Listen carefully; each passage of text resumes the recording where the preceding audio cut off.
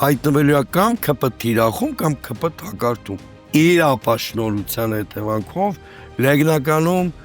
մարդիկ գնացին էպատաժային ֆիգուրի ընտրեցին, ոմանց ընկալմամբ նույնիսկ կրիմինալ ֆիգուրի ընտրեցին, միայն թե ՔՊ-ից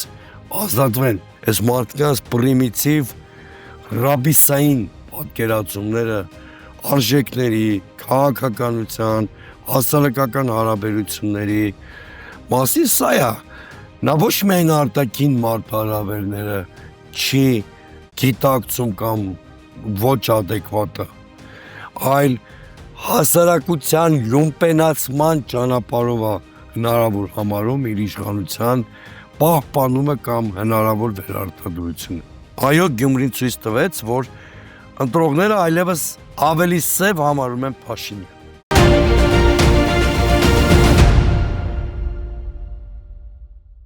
Բարև ձեզ, հարգելի հետևորդներ, այսօր Պանորամա հարցազրույցների տաղավարում հյուրընկալել ենք Դեմոկրատական այլընտրանք կուսակցության նախագահ Սուրեն Սուրենյանցին։ Բարև ձեզ, պարոն Սուրենյան։ Բարև ձեզ։ Շնորհակալություն մեր հրավերն ընդունելու համար։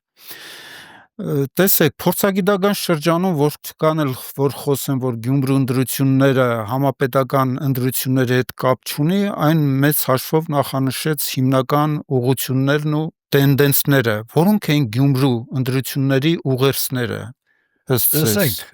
երկու ծայրահեղացված դիրքորոշում կա, որոնք երկուսն են իրականության հետ ախաց չունեն։ Մեկը հենց ձեր ասած կարծիքն է, որ սա համապետական կամ ներքաղաքական համատեքստի հետ առանձնապես կապ չունի, սա կեղծ թեզ է, որովհետև Գյումրին երկրորդ քաղաքն է, ընտրությունները տեղի են ունենում համապետական ընտրություններին ընդառաջ եւ գրեթե բոլոր ակտորները քաղաքական կյանքի ուղղակի կամ անուղղակի մասնակցում էին, հետեւաբար ինքը չի կարող ընդհանրապես ներքաղաքական հետագիծ չունենա։ Երկրորդ ծայրահեղացված ու դարձյալ կեղծ թեզը այն էր, որ ոմանք այնպիսի ակնկալիք ստեղծեցին, որ Գյումրիում ընդդիմության հաղթանակը կարող է բերել իշխանափոխության երկրում։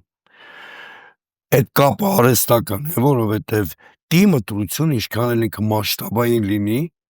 չի կարող ուղղակի ազդեցություն ունենալ կենտրոնական իշխանության վրա։ Դա այդպես է ամբողջ աշխարհում։ Այդ ընտրությունը կարող է փոխել կենտրոնական կառավարության որոշ առաջնահերթություններ, կարող է նույնիսկ կադրային փոփոխություններ առաջացնել, կարող է ուժեղացնել ընդդիմության դիրքերը, կարող է ընդդիմության մեջ նախանշել առաջատարին, բայց չի կարող ուղղակի ազդել կենտրոնական իշխանություն ընդդիմություն հարաբերությունների վրա։ Բայց կարող է շատ կարևոր ստատուս քվո ամրագրել, որը զարգացնելու դեպքում հետո կբերի նաև համապետական արդյունքի։ Ուրեմն այս երկու ծայրահեղ դիրքորոշումների մեջտեղում է ճշմարտությունը։ Հիմա ինչ վերաբերում է Գյումրիին, Գյումրիի ընտրությունները երկու դրական բան ունեն։ Առաջինը այն է, որ ԿՊ-ն չկարողացավ 50% գումարած մեկ ստանալ, որը էլի կարևոր ցուցիչ է այն իմաստով, որ այդ կուսակցությունը եւ նրա առաջնորդը ունեն գահավիժող վարկանիշ, եւ երկրորդը, որը ոչ պակաս կարևոր է, կամ ավելի կարևոր է նույնիսկ քան առանձին կուսակցությունների արդյունքները, դա այն է, որ ժողովուրդը սկսում է աստիճանաբար հավատալ, որ ընտրությունների ինստիտուտի միջոցով հնարավոր են փոփոխություններ։ Այս ամենակարևոր արդյունքն է Գյումրիի, որ անշուշտ համապետական էֆեկտ է ունենալու։ Հատկապես, որ մեկ տարի հետո, ինչպես դուք նշեցիք, համապետական ընտրություններ են։ Բայց Գյումրու մոդելը շատ վատ մոդել է եւ Աստված մի առասցի, եթե այդ մոդելը տարածվի ամբողջ հանրապետության վրա, ինչ իմաստով է վատ մոդել։ Այո, մենք ուրախ ենք, որ ԿՊ-ն 50% գումարած մեկ չստացավ, բայց մյուս կողմից ովքեր են առաջատարները։ Առաջատար ելյակը, որում պոկված է ինքը մյուս երկու կուսակցություններից, եթե դիտարկում ենք, տեսնում ենք, որ դրանք են իշխանությունը իր վարչական եւ պետական ռեսուրսների գրեիք չարաշահմամբ եւ Գյումրիում ազդեցիկ երկու կլանները։ Այդ դա ես դրական մոդել չեմ համարում Եվ հույս ունեմ, որ համապետական կտրվածքով մեզ կհաջողվի իշխանության այլընտրանք դարձնել ոչ թե կլանային մտածողությունը, որը խոցելի է, այլ քաղաքական այլընտրանքը, քաղաքական միտքը։ Հետևաբար Գյումրին շատ կարևոր դաս է բոլորիս համար։ Դուք ձեր գրառումներում գրել եք, որ Գյումրիում կլինի ամենակարճ եւ կայուն քաղաքական իշխանություն։ Կբացեիք Պնդում եմ, այո, պնդում եմ։ շագերտները։ Շնորհակալ եմ հարցի համար, շատ կարևոր է, որովհետև տեսեք, ընդհանրապես շատ ճիշտ կլիներ, այ դրա համար եմ ասում, որ Գյումրու մոդելը լավը չի։ Շատ լավ կլիներ, որ 4 ընդդիմադիր կուսակցությունները կոալիցիա կազմեին, դրա համար պետք էր բայց քաղաքական երկխոսության միջավայր, կային ընդհանուր հայտարարի ծրագրի եւ պակաս խոցելի թեկնածուի շուրջ, կամ նույնիսկ այս թեկնածուի շուրջ, որպեսզի Գյումրու նոր քաղաքապետը ունենար կայուն մեծամասնություն հավաքանիում։ Եթե Գյումրիի նոր քաղաքապետը անկախ անձից չունի կայուն մեծամասնություն հավաքանիում, մյուս կողմից գտնվելու է ՔՊ-ի մշտական հարվածների ներքո, այդ պարագայում նաև հաշվի առնելով Վարդան Ղուկասյանի անձը, ունենալու ենք շատ խոցելի քաղաքային իշխանություն, շատ ոչ կայուն,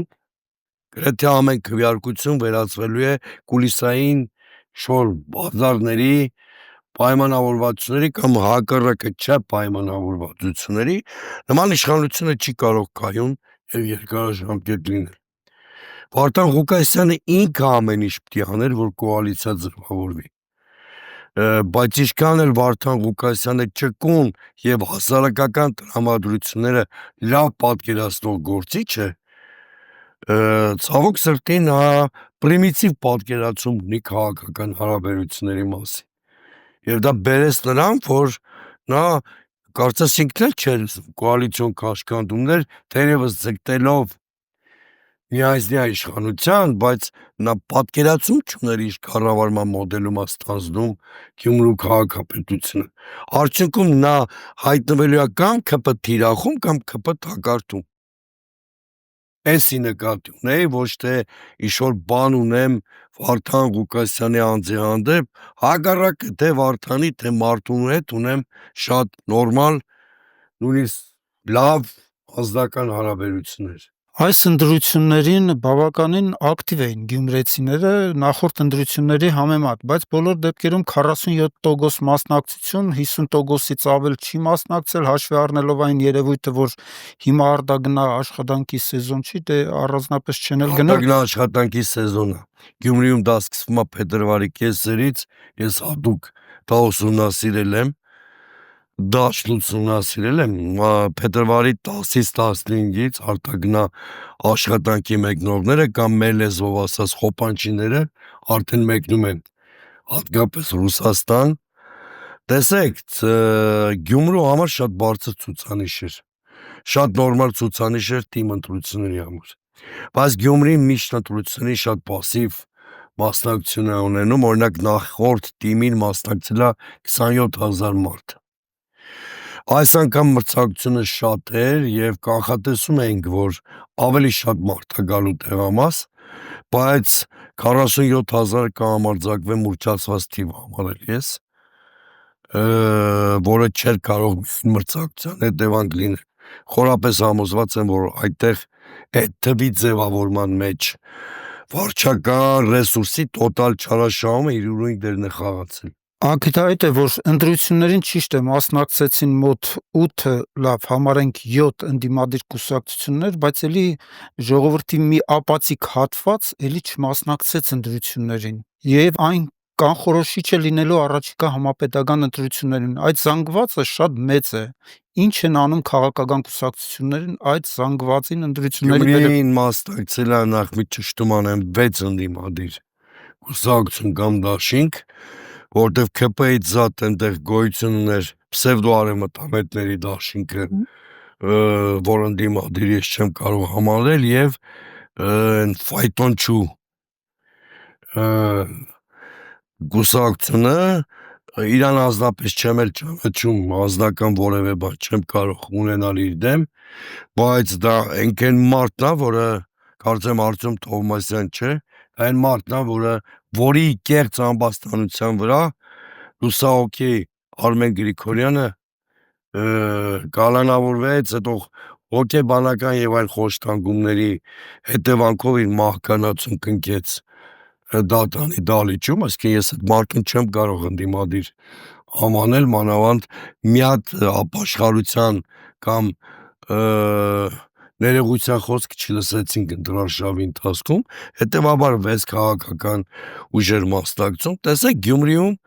հիմա վարչականը թողենք, մրցակցության շնորհիվ այնուամենայնիվ շատացավ ընտրողների թիվը։ Անձամբ ես 1 ամիս ապրել գործել եմ Գյումրիում եւ հնարավորինս արել եմ, որպեսզի քաղաքականացվեն այդ ընտրությունները եւ նաեւ մեր աշխատանքի շնորհիվ մասնակցություն կար, բայց ձեր հարցը ավելի լուրջ է այն իմաստով, որ հասարակության մոտ 60%-ը կամ չի վստահում որևէ կուսակցության, կամ ուղղակի տունն է մնում։ Դա այս մեր քաղաքական համակարգի կոլապսի գլխավոր հատկանիշներից մեկն է։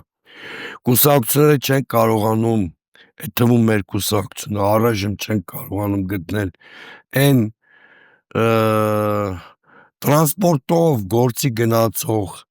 միջին եւ փոքր բիզնեսին հուզող խնդիրների մենյու։ Հենց գտանք այդ հասարակ մարդուն ուզող խնդիրների մենյուն, դե անվտանգության խնդիրներից բացի, պաշտպանության խնդիրներից բացի, ազգային խնդիրներից բացի, ինքնության խնդիրներից բացի, այնուամենայնիվ գոյություն ունի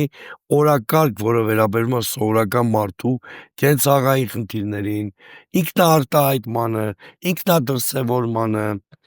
նրա եւ պետության հարաբերություններին, նրա եւ հասարակության այլ շերտերի հարաբերություններին։ Այս խնդիրները պետքա շատ լուրջ ուսումնասիրվի եւ գտնենք այն օրակարգը, որտեղ քաղաքացին իրեն տեսնում է որպես տեր։ Մինչև այդ խնդիրը չգտնենք, այս հապացիկ վիճակը շարունակվելու։ Սա մեկ։ Երկրորդ, ինչպես ասեցի, մարդիկ չէին հավատում ընտրությունների ինստիտուտին, բայց հիմա դրական բան եղավ, իրանք տեսան, որ ընտրություններով բան կարելի է փոխել, հուսանք, որ հաջորդ ընտրություններին դրանից ոգևորված մի հատ շերտ, որ ասում էր մեկը իմ քվեն կապ չունի, կգա ընտրությունների, եւ երրորդը քաղաքական համակարգի ինքն է ճգնաժամի մեջ։ Եթե ես պրոդուկտ լավ չեմ տալիս, ինչ եմ մտածում, որ հասարակությունը պետք է կոնսոլիդացվի, կամ չտրվի իշխանության վարչական ռեսուրսին, կամ չտրվի հուսահատության ու ապաթիայի այդ թելադրանքին։ Չեք գտնում, որ հասարակություն այնուամենայնիվ դեռ գտնվում է Նիկոլ Փաշինյանի Սևերի Սպիտակի հների նորերի դիրույթում, որովհետև ես անձամբ հարցախույս եմ արել գյումրեցիների շրջանում, նրանք ասում են չենք գնալու ընտրությունների, որովհետև բոլորը նույնն են, նախկիններն են, նախկինում գդակ ուղիղ էին դնում, հիմա նույն մարդիկ գդակը թարս են դրել, ներկայանում են նոր։ Տեսեք, որ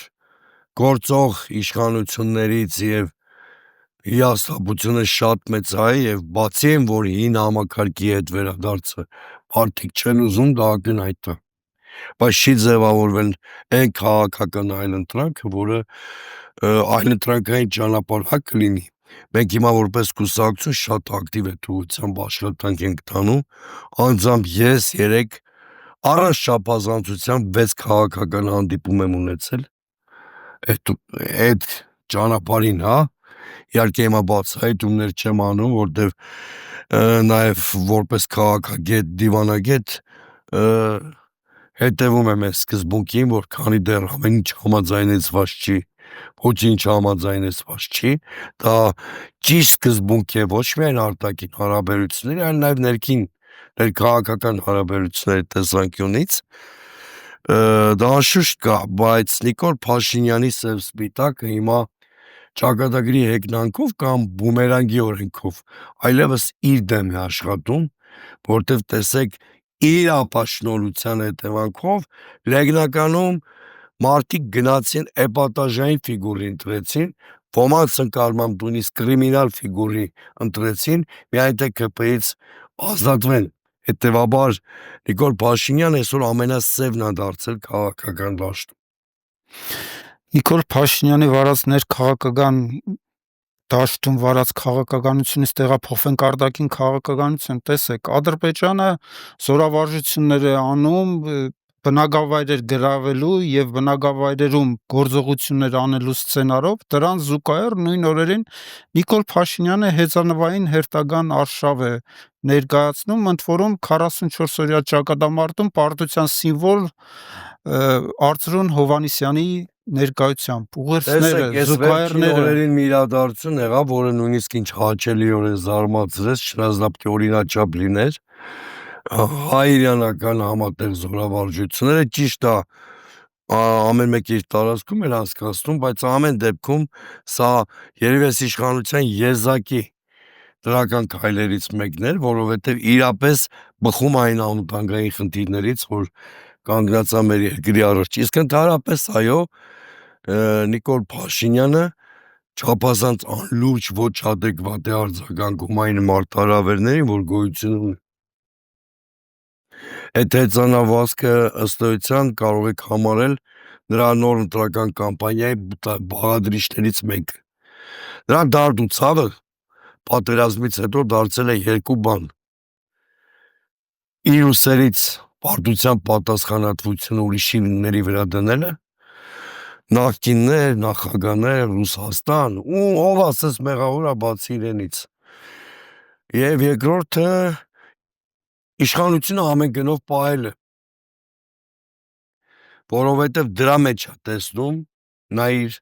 անձնական անվտանգությունը։ Այս երկու խնդրից դուրս Նիկոլ Փաշինյանին ոչինչ չի ուզում։ Նիկոլ Փաշինյանը դարձել է երրորդ հանրապետության գերեզմանափորը, որտեղ երբ որ իշխանության պահպանում են, քան ինքնանպատակ է դառնում, կամ այնպիսի կարևոր խնդիր է դառնում, որ դրան հասնելու համար պիտի նա պատերազմ հայտարարի երրորդ հանրապետությանը ու դրա քաղաքական արժեքային հիմքերին, սա այլ բան չի, քան երրորդ հանրապետության գերեզմանափոր լինել։ Ցավոք սրտի ձեր հարցը լեգիտիմ է, երկու արշավ են իրենք անում, այդ հեծանավազքն է եւ այդ կրթությունը նորաձև ռաբիսությունը, որտեղ կրթությունը չի կարող նորաձև լինել։ Մի բանը, որ անհրաժեշտություն է, չի կարող նորաձև լինել։ Հասկանում եք, այս մարդկանց պրիմիտիվ ռաբիսային պատկերացումները արժեքների, քաղաքականության, հասարակական հարաբերությունների մասին սա է, նա ոչ միայն արտաքին մարտահրավերները չի գիտակցում կամ ոչ adekvat է, այլ հասարակության լումպենացման ճանապարհով է հնարավոր համարում իր իշխանության պահպանումը կամ հնարավոր վերարտադրությունը։ հայ-իրանական զորավարժություններին զուգահեռ գրեթե նույն օրերում Բաքվում Իսրայելի անվտանգության ծառայությունների եւ ուժային ծառայությունների ղեկավարները հանդիպում ունեցան Թուրքիայի անվտանգության եւ պաշտպանության ուժերի Էլի շատ լեգիտիմ հարց եք տալիս, շատ կարևոր, մոտենում եք շատ կարևոր կետի, որը տալիս է այն հարցի պատասխանը, թե ինչու Իլհամ Ալիևը չի գնում խաղաղության համաձայնագրի ստորագրմանը նույնիսկ այն պարագայում, երբ որ բոլոր 17 կետերը այդ համաձայնագրի ըստ էության իր պարտադրանքի հետևանք է։ Ու այդ մասին շատ անկեղծորեն արտահայտվեց Գերմանիայի հեռացող գործնախարար Բերբոկը, ով հայտարարեց, որ ողջունում է հայկական կողմի համարձակ զիջումները խաղաղության հասնելու ճանապարհին։ Հեռացող պաշտոնյաները սովորաբար կաշկանդումներ չեն ունենում եւ ամենաանկեղծն են իրերը կոչում իրենց անուններով։ Ավասիկ պատճառը թաքնված է հենց նրա այն իրադարձությունների շուրջ, որ ծավալվում են Իրանի շուրջ։ Տեսեք, Իլհամ Ալիևի տարբերություն Նիկոլ Փաշինյանի ստրատեգիական մտածողությունն։ Իհարկե նա գուցե դիվանագիտության գրոսմաստեր չի, ոչ էլ ստրատեգիական մտածողությունը ձգում է գրոսմաստերական բարձունքներ, բայց այնուամենայնիվ երբ որ դիմացին ընդհանրապես չունի ստրատեգիական մտածողություն, Ալիևի պարագայում դա հաղթաթուղթ է դառնում։ Ավասիկ Իլհամ Ալիևը հաշվարկել է, որ Իրանի շուրջ զարգացումները գուցե դիվանագիտական ճանապարհով չհանգուցալուծվեն եւ բան հասնի ռազմական խոշորամասշտաբ էսկալացիային, իսկ այդ պարագայում Իրանի կներեք Ադրբեջանի դերակատարությունը ստրատեգիական նշանակությունը անգամներով մեծանալու է, որովհետև նա երկու կարևոր առաքելություն է ունենում Արևմուտքի, Միացյալ Նահանգների, Իսրայելի համար։ Դրանք են պլաստարմ Իրանի դեմ գործողությունների համար եւ երկրորդ Ադրբեջանը դառնում է Իրանում ադրբեջանական անջատողականության խթանիչը, որտեղ այնտեղ գաղտնիք չի, որ 1 միլիոն գերազանցող էթնիկ ադրբեջանցիներ են ապրում։ Ավասիկ Ալիևը մտածում է, որ նման իրավիճակում ինքը ավելին կարող է կորզել Հայաստանից, այսինքն իր ստրատեգիական կշռի ավելացման դիմաց գինը պահանջելու իր պարտներներից, իսկ գին վճարողը դառնալու ենք մենք, Հայաստանն ու այ ժողովուրդը։ Հնարավոր համարում եք Իրանում իրավիճակի ապակայունացում եւ այդ սցենարի դեպքում ինչպես կազմներ մեր տարածաշրջանում։ Գիտեք, Աստված տա, որ Իրանի շուրջ հանգուցալուծումները դիվանագիտական հարթության վրա տեղի ունենան, սա ուղղակիորեն բխում է Հայաստանի շահերից, ցավոք սրտի նախագահ Թրամփի վարչակազմում կոնսենսուս չկա Իրանի հարցի շուրջ, կան մարդիկ,